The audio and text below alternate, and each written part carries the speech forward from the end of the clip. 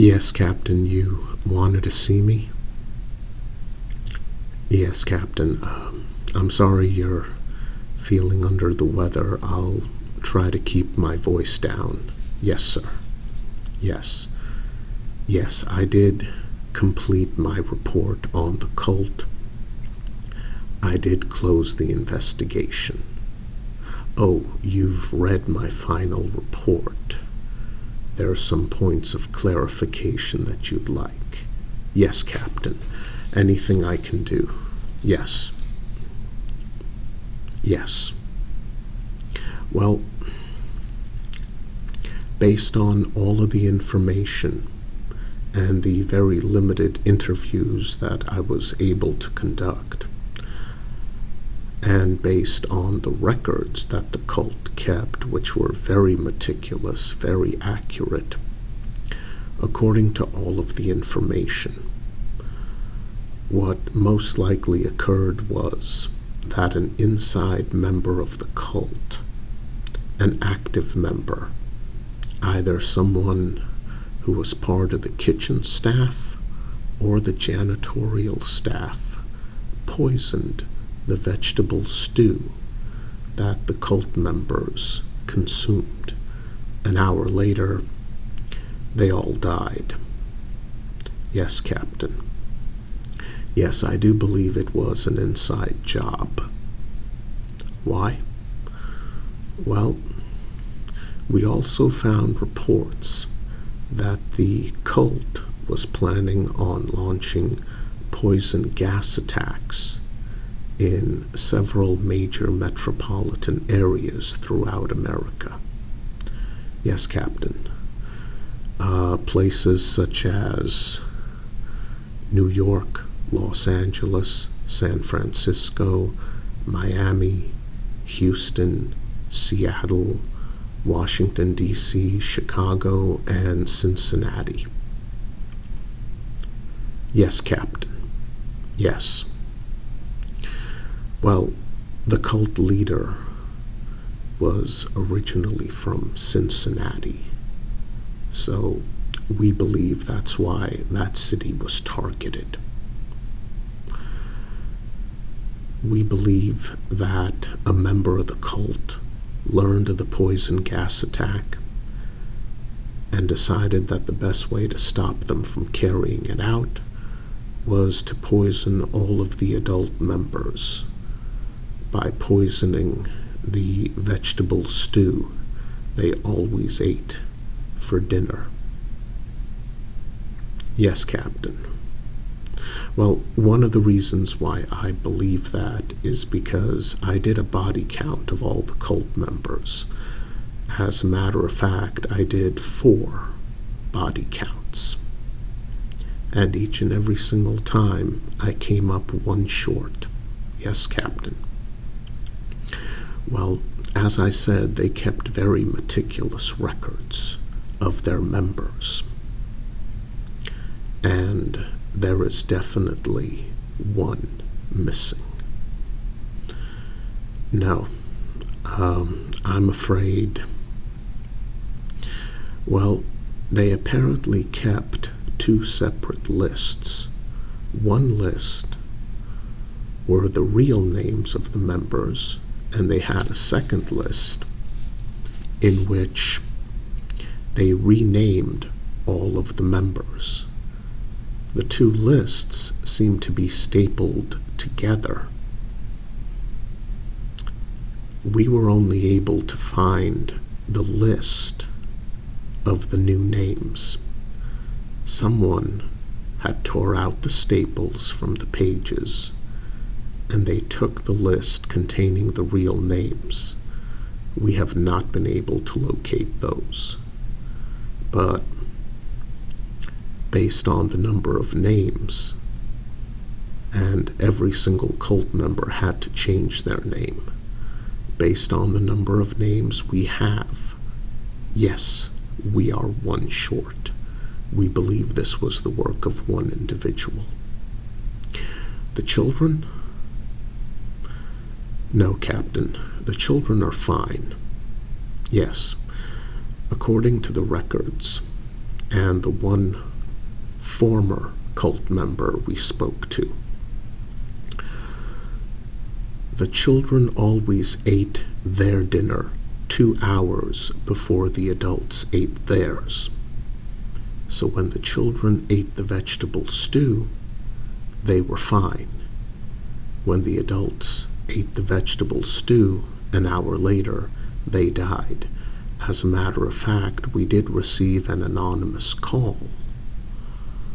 Someone telling us to go check on the children at the compound. Responding units found that the children were asleep, unharmed, no traces of poison in their system at all. Whoever did this made sure not to harm the children. Well, yes, Captain, all of the children are now orphans. But considering what type of cult this was, I'm guessing the individual who poisoned all of the adults decided the children would probably be better off as orphans. Yes, Captain, not one of them were hurt. Oh, the former member? Yes, this is an individual who faked his death approximately 2 years ago. Well, his background is he used to work as an assistant to a private investigator. So he had all the information he needed. He faked his death. He took on the identity of an infant who died at around the same time he was born. An infant who was buried, given a name, and he used that individual's identity. He was able to get himself a driver's license, credit card, even a social security card, Captain. And he kept his mouth shut. Now, what he did was a crime, but he wasn't fleeing from justice. He wasn't a wanted individual. He didn't steal a great sum of money, and people were looking for him. He committed that crime of identity theft in order to get away from the cult. I spoke with the DA's office. Oh, sorry about that, Captain. Yeah, we have rolling blackouts all the time. The emergency lighting should work long enough for the backup generator to kick in very soon. And there we go. Yes, Captain, I'm sorry. I know you did not want this assignment. We do have rolling blackouts on occasion. The emergency lights and the backup generators, they kick in fairly quickly. Oh yes, getting back to the cult member who escaped 2 years ago. I spoke with the DA's office. They offered him a deal. Full cooperation during my investigation. Full disclosure during the interviews we conducted with him. In exchange, he would not be prosecuted for identity theft of a deceased individual. Yes, Captain. Yes. Yes. Well, according to him, the death cult started out as a very peaceful neo-hippie organization. As a matter of fact, they even engaged in something that cults back in the 60s and early 70s used to engage in called flirty fishing. Yes, Captain. I mentioned that term to a couple of the older detectives who are getting ready to retire, and they both recognized it. Yes. Well, apparently it's a lot more than flirting. Cults back then would send out young, attractive, dedicated female members to basically seduce young, attractive men, and they would hook them, get them to join the cult, and they would do so by outright sleeping with them. Yes, sir. Yes, it was a lot more than just flirting. And apparently back then it was a very effective technique. This particular cult brought it back. Only when it came to flirty fishing, the young, attractive women were told to go after young men who had futures. For example, one young man was in medical school training to be a doctor. Another one had recently graduated as an engineer.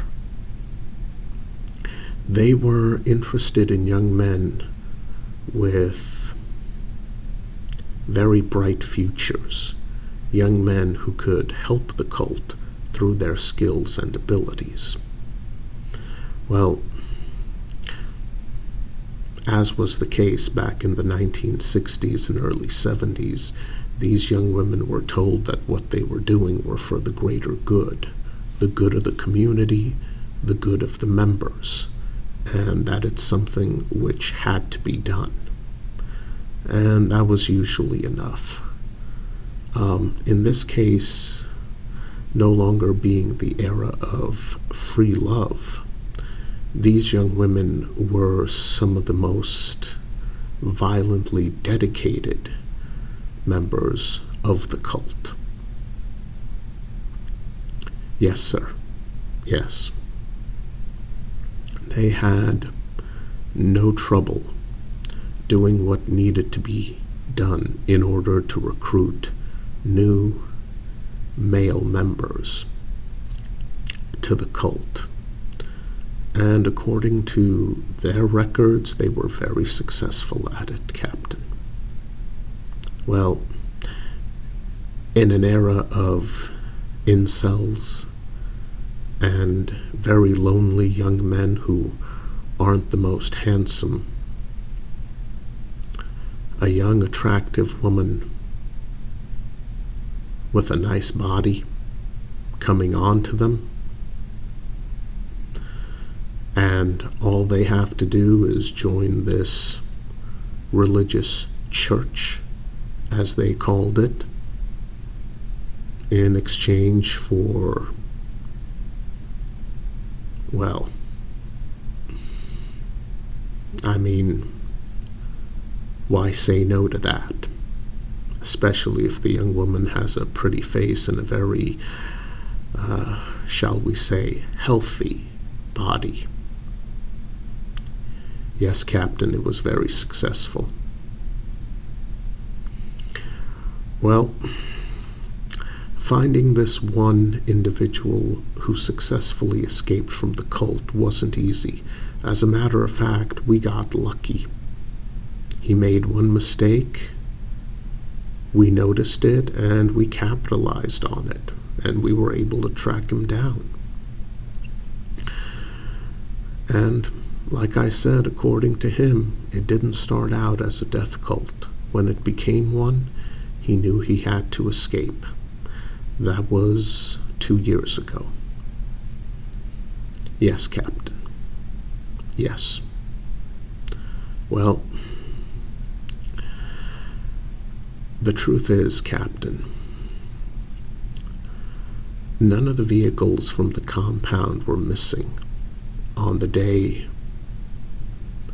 that the bodies were discovered. None of the vehicles were missing from the compound, every single one accounted for. There was only one individual not accounted for. We don't know who he is. We believe it is a male, since ironically the entire kitchen and janitorial staff, the only ones who had access to that kitchen, all of the members on both staffs are male. We do believe that one individual did this, an active member of the cult, someone who decided that the best way to stop the poison gas attack was to take out everyone involved, at least the adults. Yes, Captain. Once again, my apologies. If I could control the rolling blackouts, I'd stop them from happening. Yes, Captain, I understand. Yes. Yes, Captain, I will be sure to remind the engineers that they need to step it up. Yes. Once again, very sorry, Captain. And yes, that is all the information that we have. Someone they trusted, a fellow member, decided to poison all of them, all of the adults, in order to stop the poison gas attack that they had planned throughout America. And in so doing so, he made a bunch of children into orphans.